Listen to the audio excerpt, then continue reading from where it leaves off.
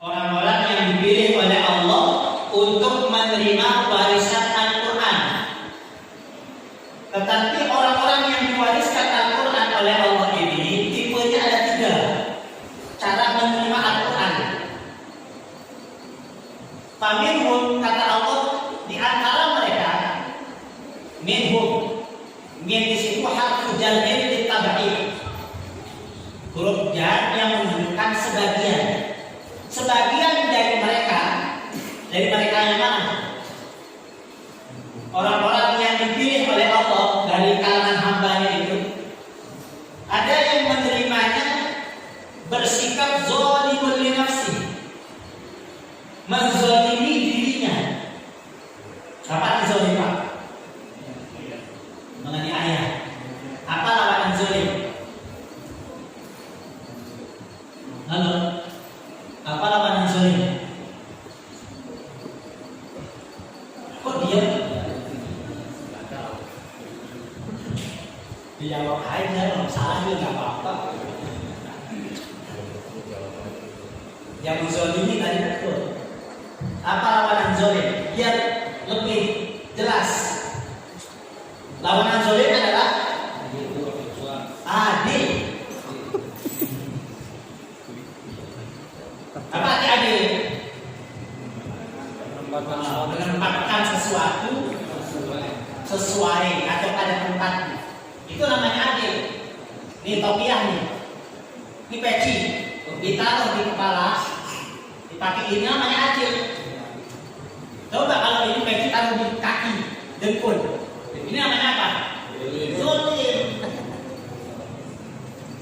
Jadi orang zolim, begitu Allah wariskan Al-Quran, dia menzalimi dirinya.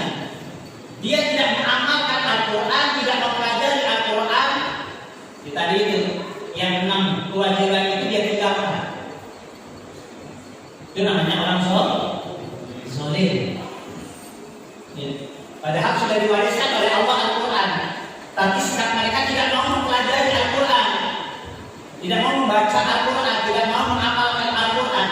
Kalaupun yang diamalkan yang bagus-bagus, yang menurut hawa nafsunya, ini orang zalim.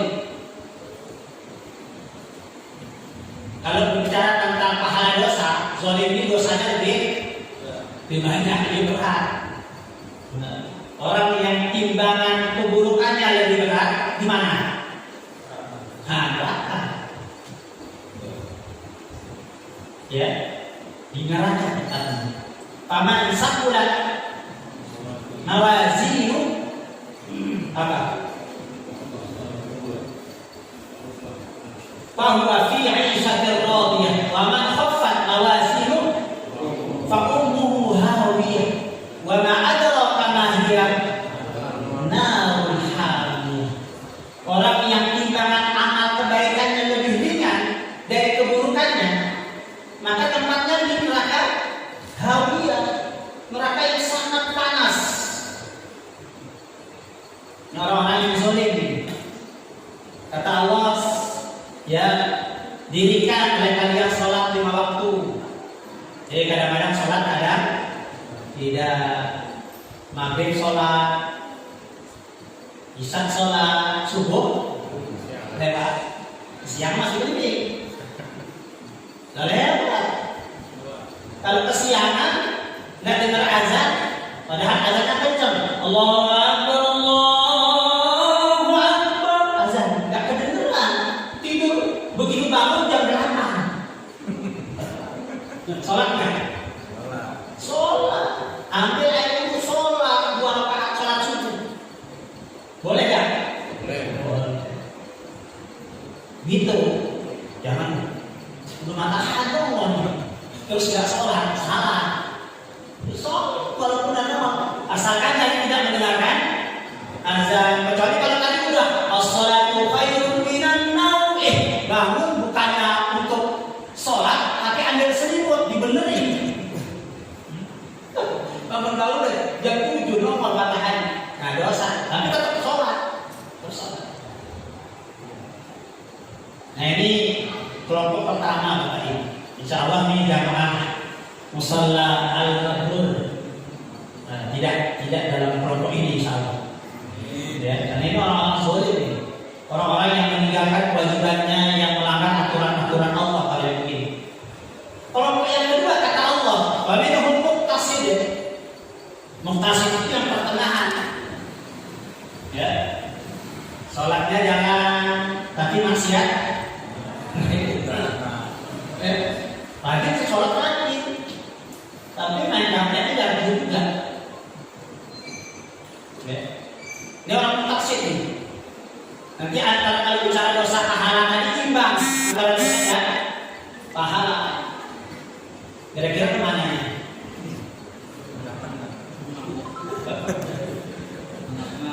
Kebenahan kemana kira-kira itu? Ini kali ya, belum jelas juga nasibnya itu lagi pertengahan. Kalau Allah yang memang menginginkan ya dia masuk surga ya ke surga. Kalau tidak diinginkan ke neraka ya ke neraka. Itu yang mutasid.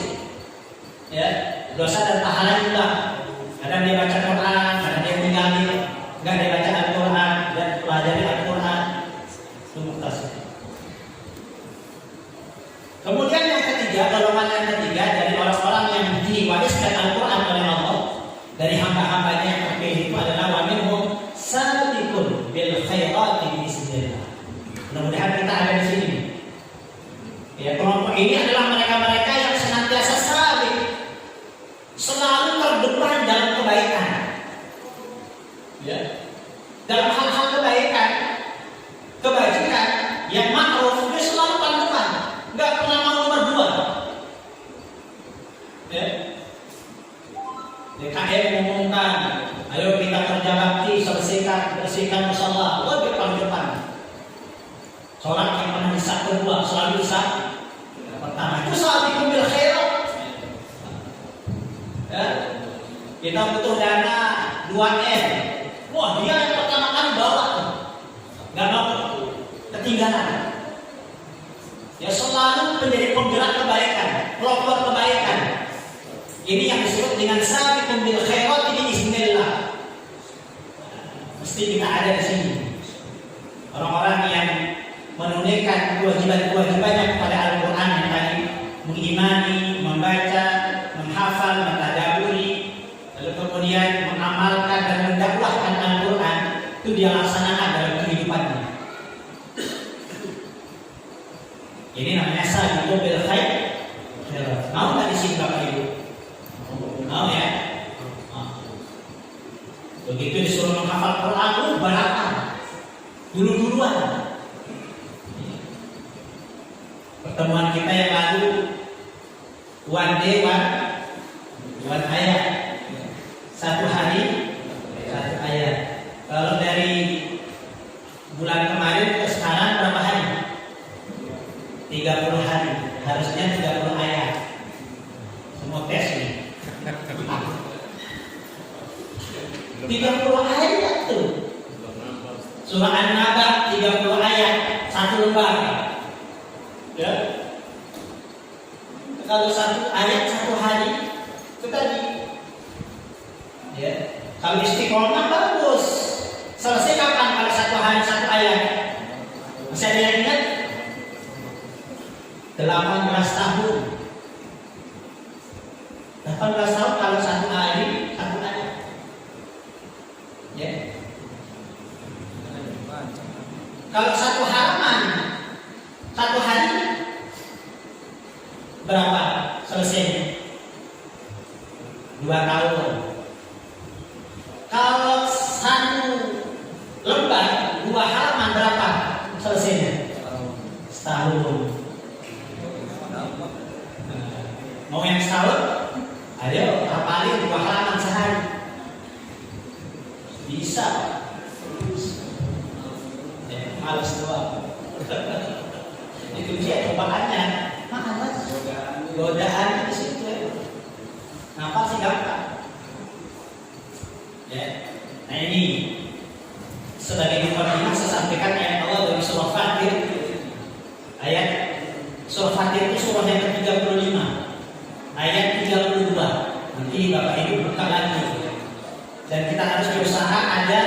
pada golongan yang ketiga, sabiqu bil khairati biiznillah, berada menjadi kelompok kebaikan, penggerak kebaikan, selalu hadir paling dulu dalam hal-hal yang baik. Ya, zalika huwal fadlul kabir, kata Allah. Yang ini nih, ya, keutamaan yang besar. Baik. Bagaimana sebetulnya urgensi kita mempelajari Al-Quran? Satu, kata Nabi, khairukum man ta'allama al-Qur'ana wa 'allama. Ini hadis pertama. Sebaik-baik kalian, kum ini adalah semua laki-laki, semua perempuan masuk kata-kata kum, khairukum. Sebaik-baik kalian, wahai laki-laki perempuan, ya, adalah man ta'allama al-Qur'an, orang yang mempelajari Al-Quran, wa 'allamahu, dan yang mengajarkannya. Jadi belajar dan mengajarkan. Itulah sebaik-baik orang, sebaik-baik kalian. Ingin Bapak Ibu tergolong orang yang paling baik? Kalau ingin, maka selalulah kemudian mempelajari Al-Quran dan mengajarkan Al-Quran itu kepada orang lain. Jadi sebagai murid maupun sebagai guru, dalam hal kita kemudian belajar Al-Quran dan mengajarkan Al-Quran, kata Nabi, itulah sebaik-baik orang, semulia-mulia orang. Tentu kita semua yang hadir ini pasti ingin yang terbaik, menjadi manusia yang mulia. Maka selalulah dalam hidup ini untuk mengajarkan Al-Quran. Kalau kita mampu mengajarkan, kalau belum mampu belajar, ya.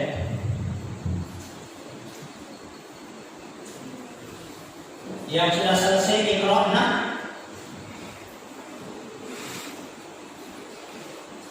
tuh yang putrinya selesai Iqra'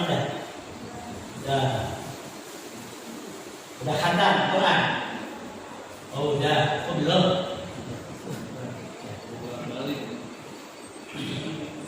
Ya.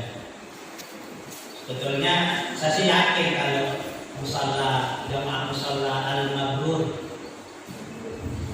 itu udah khatam Quran. Ya. Nah, kalau sudah mahir dalam Al-Quran, ya, membacanya mahir sesuai dengan ilmu tajwid sebagaimana yang sudah pernah kita bahas, yang membaca Al-Quran kemudian dia mahir, maka nanti akan dibangkitkan bersama kelompok para malaikat.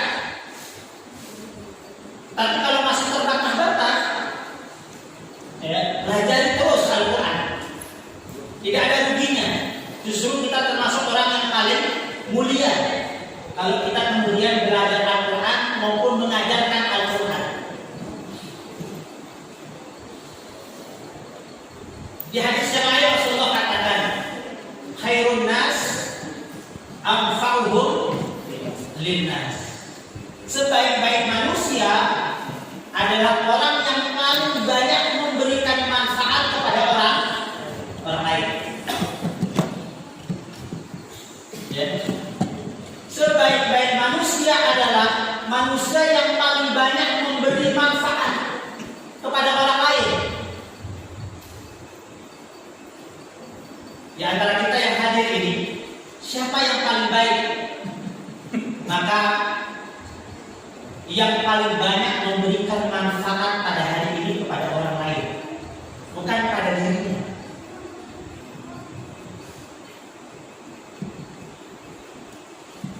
Yang hari ini bersedekah, katakan.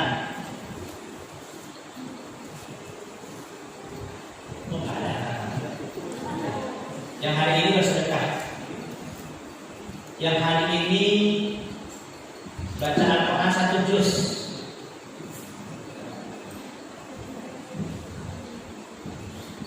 Yang hari ini banyak senyum. Baik.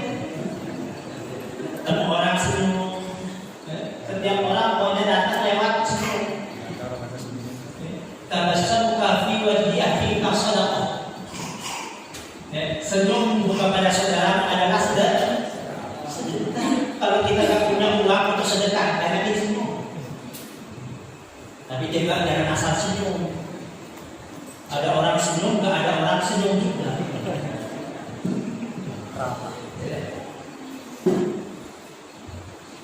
Berikan kemanfaatan kepada orang lain. Apa yang bisa kita beri? Kalau nggak punya uang, pakai tenaga. Nggak bisa tenaga, pakai ilmu. Apa saja? Kalau kita tidak bisa memberi, karena nggak punya uang, nggak punya ilmu, nggak punya tenaga, apa yang harus kita lakukan? Jangan pernah menyakiti orang lain. Jangan pernah mengganggu orang.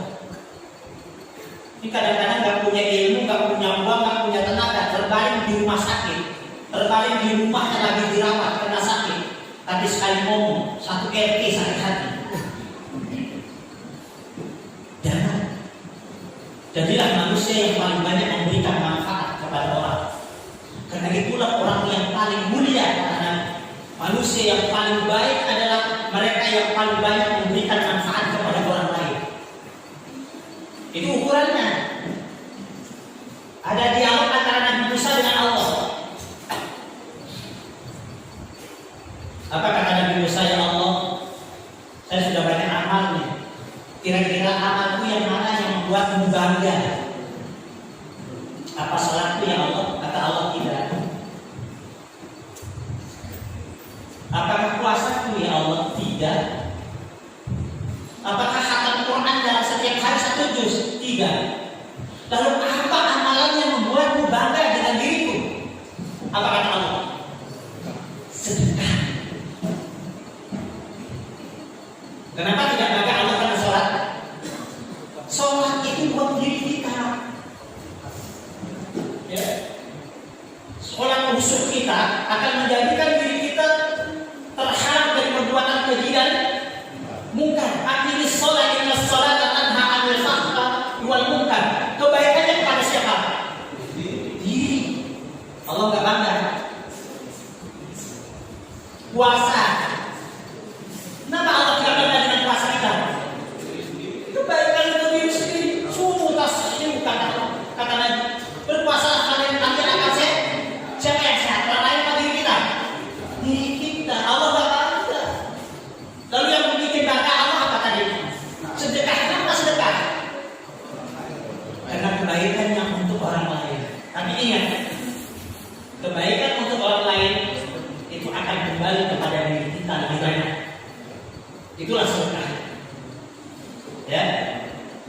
Ingat, kalau tidak bisa bersedekah karena uang, nggak punya uang, lagi sulit, di kantong kosong nggak ada apa-apa, pakai apa? Senyum. Itu sedekah.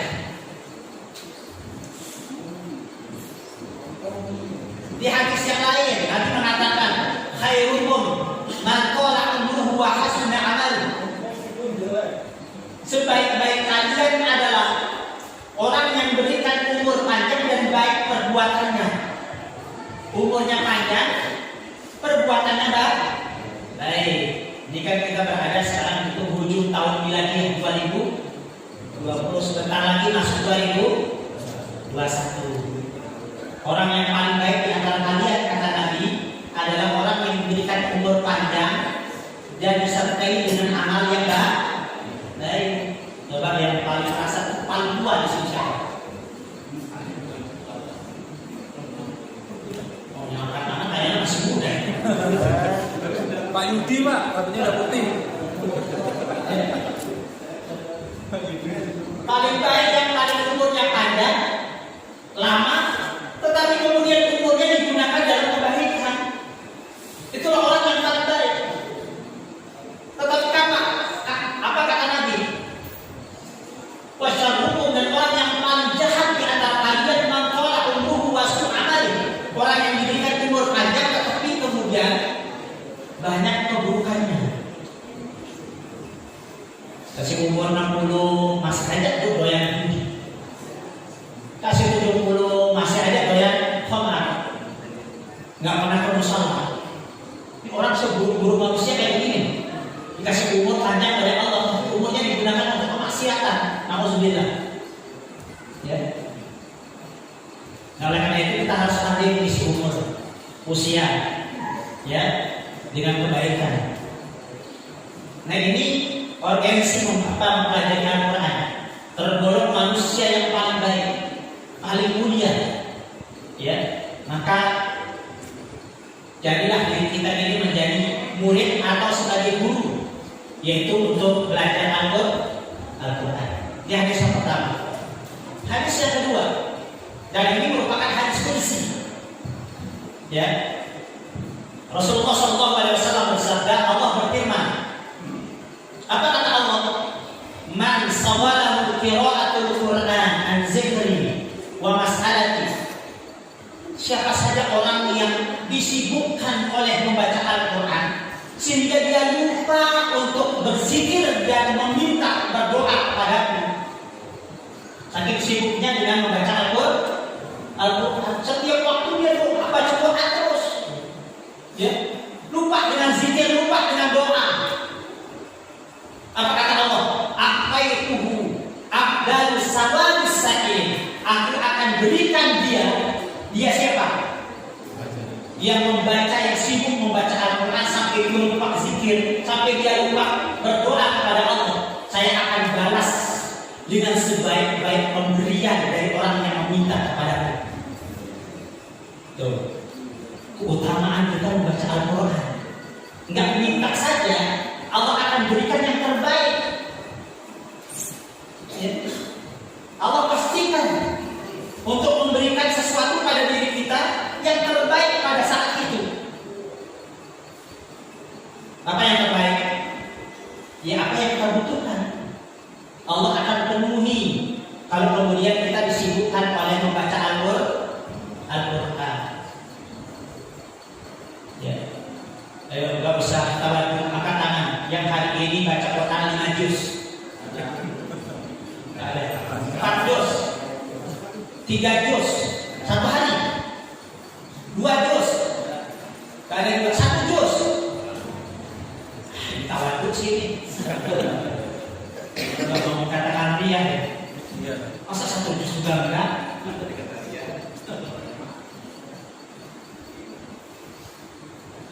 Sudah disampaikan kemarin, satu-satunya bacaan di atas bumi ini yang memberikan pahala per hurufnya adalah hanya Al-Quran. Berapa huruf Al-Quran? Berapa huruf seluruh Al-Quran? Dari surah Al-Fatihah sampai surah An-Nas, berapa hurufnya? Banyak. Jumlah semuanya 1.027.000 huruf. Kalau ayatnya kan 6.666 gampang. Itu jumlah ayatnya. Jumlah hurufnya 1.027.000. Berapa? 1.027.000 dikalikan 10 berapa? Jangan bilang banyak. Sebut aja kalau gampang kasih 0. Berapa jadinya? 10 miliar sih. 10.270.000. Itu pahala yang kita dapatkan kalau khatam sekali. Sekali kita khatam. Misalnya, anggap saja kita khatam setiap bulan sekali. Maka dalam setahun kita punya celengan, punya tabungan berapa? 10.270.000 dikalikan 12 berapa hasilnya? Nah, banyak lagi. Ya, coba dihitung kalkulator mana? 123 juta. Nah, berapa itu ekornya? Pokoknya kurang lebih 124 jutaan lah. Itu tabungan kita setahun. Kalau sekali khatam dalam sebulan sekali. Ya. Yang punya tabungan 124 juta sekarang siapa? Kalau kita khatam itu kalau di luar Ramadan. Kalau kita khatam di Ramadan 10 kali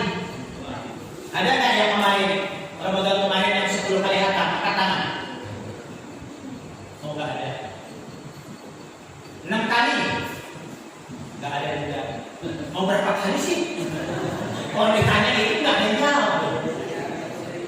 Kita pasti harus ada target kan kalau Ramadan itu. Imam Asy-Syafi'i targetnya per Ramadan 60 kali khatam.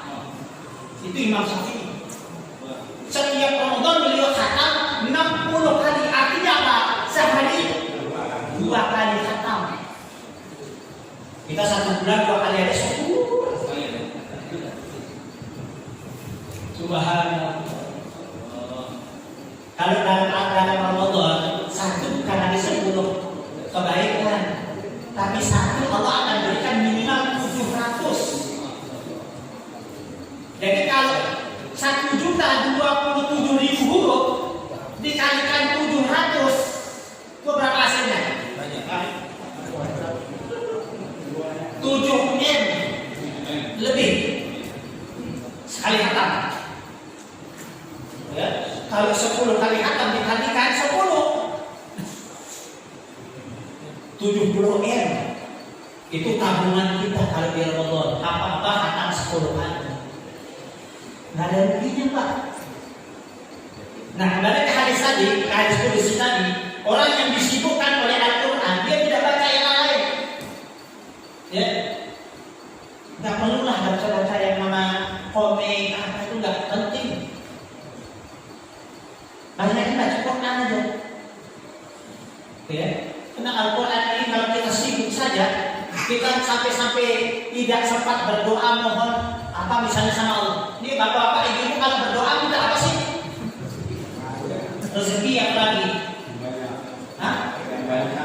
Uang banyak apa lagi? Sehat apa lagi? Banyak umur apa lagi?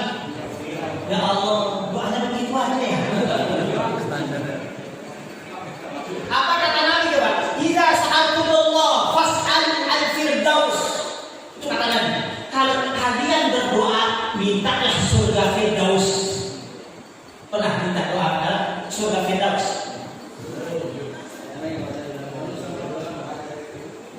Allah, kalau kita dapat surga Firdaus, Pak, yang lain-lain itu apa? Datang sendiri lewat. Yang namanya duit banyak, rezeki sehat, ada umur, semua Firdaus. Ini ada berdoa kalau kalian minta sama Allah kata Nabi, maka mintalah surga Firdaus.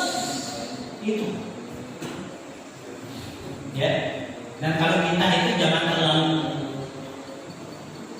banyak. Langsung kita aja ya Allah, saya ingin mobil Fortuner. Udah. Sebut aja itu Fortuner. Insya Allah nanti.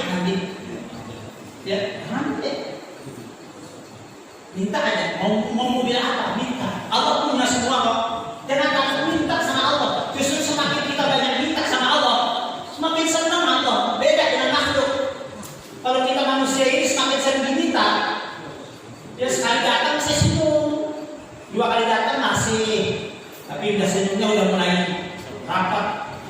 Ya, datang ketiga kali ngapain? Muka udah mulai merah. Udah marah jadi minta orang minta mulu. Itu bedanya Allah sama kita. Kalau Allah itu tahan aja terus sebanyak-banyaknya. Langsung mungkin minta apa? Mau mobil sebut mereknya merek apa? Ya, dan jangan kamu tahu yang Allah saya minta mobil yang sekan aja ya Allah. Ya. Minta saya baru. Allah punya banyak baru kenapa amat sih minta? Allah itu malu kalau menolak doa hamba. Malu Allah itu kalau dia menolak doa hamba. Nah, orang yang membaca Al-Quran tanpa dia harus sebut yang dia butuhkan, Allah pasti akan dia penuhi hajatnya. Itulah kemuliaan kebaikan kita membaca Al-Quran. Kemudian Allah katakan wa faddalul Quran ala sa'iril kalam, dan perbandingan kemuliaan antara Quran dengan kalimat-kalimat yang lain, bacaan-bacaan yang lain, kafadlillahi ala khalqi. Ya, perbandingannya, kemuliaannya itu seperti kemuliaan Allah dibandingkan dengan makhluknya. Itu perbandingan Al-Quran dengan yang lain. Maka sibukkan diri kita dengan Al-Quran, jangan dengan bacaan-bacaan yang kalau sekali-kali boleh lah. Tapi kadang-kadang umat kita ini ada yang disibukkan sama bacaan-bacaan yang nggak begitu penting, melupakan Al-Quran. Itu yang salah. Mestinya kita harus banyak disibukkan oleh Al-Quran. Karena kemudiannya tadi, ya, perbandingan Al-Quran dengan yang lain itu sama dengan perbandingan Allah dengan makhluk, tahu nggak? Banget. Ya, mulai malam ini dan seterusnya sibukkan dengan Al-Quran. Ya. Dalam pertemuan berikutnya nanti saya akan tanya lagi. Ya. Walaupun jawabannya enggak.